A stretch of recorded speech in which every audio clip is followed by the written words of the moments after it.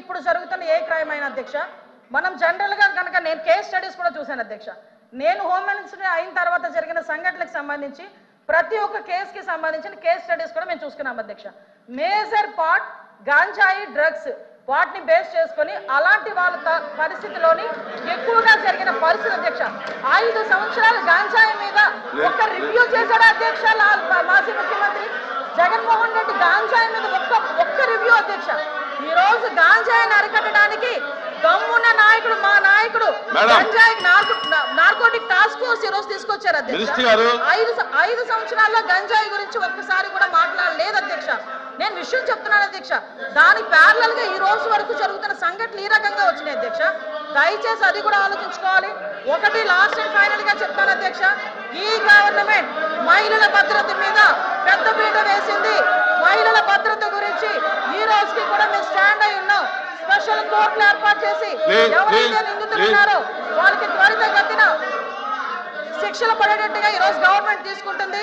మహిళల విషయంలో ఇంక్లూడింగ్ జగన్మోహన్ రెడ్డి తల్లికి చెల్లికి అన్యాయం జరిగిన ఈ రోజు ఈ గవర్నమెంట్ మేము నుంచుంటామని చెప్పి మీ సభాముఖంగా మీ అందరికీ కూడా తెలియజేసుకుంటాం అధ్యక్ష.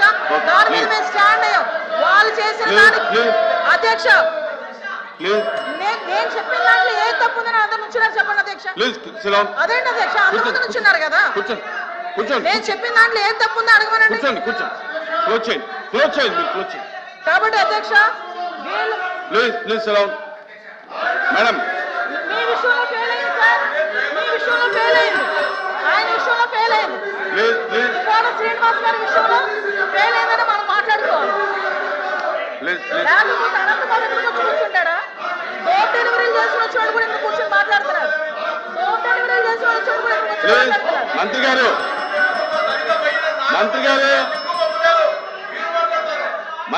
డెలివరీలు చేసిన వచ్చాడు తిరుపతి తిరుపతి రైడ్ చేసిన వాళ్ళు మాట్లాడతారు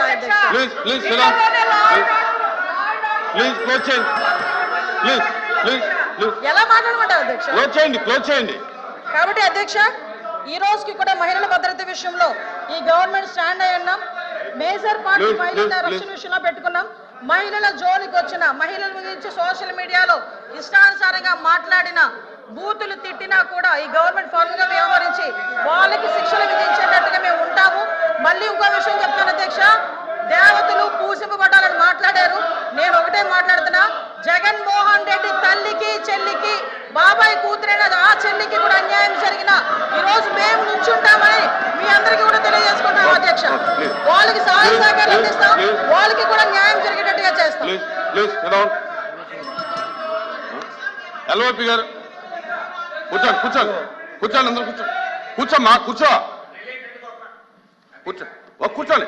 ఎల్ఓపి గారు మాట్లాడుతున్నారు, కూర్చోండి. అధ్యక్ష ఒక సున్నితమైన ప్రశ్న. ఈ ప్రశ్న మా ఇక్కడ ఈ హౌస్లో ఉన్న 50 మంది గురించే కాదు, ఈ రాష్ట్రంలో ఉన్న 5 లక్షల మంది ప్రజలు కూడా దీని గురించి చూస్తున్నారు. రాష్ట్రంలో శాంతి భద్రతలు ఎలా ఉన్నాయి, ఏ విధంగా ఉన్నాయని.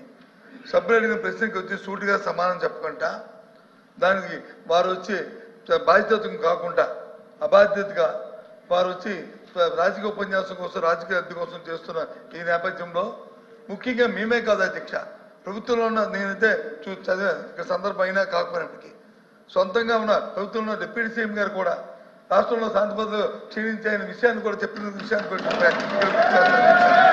ఈ నేపథ్యంలో ఈ ప్రశ్నకు సరైన సమాధానాన్ని ప్రభుత్వం రాకుండా దాన్ని రాజకీయం చేయాలనే ఉద్దేశంతో అమ్మ కూర్చోమ్మ రాజకీయం చేయాలనే ఉద్దేశంతో వారు ఇచ్చిన సమాధానానికి నిరసనగా మేము వచ్చి ఈ ప్రశ్నకి వాకౌట్ చేస్తాం అధ్యక్ష.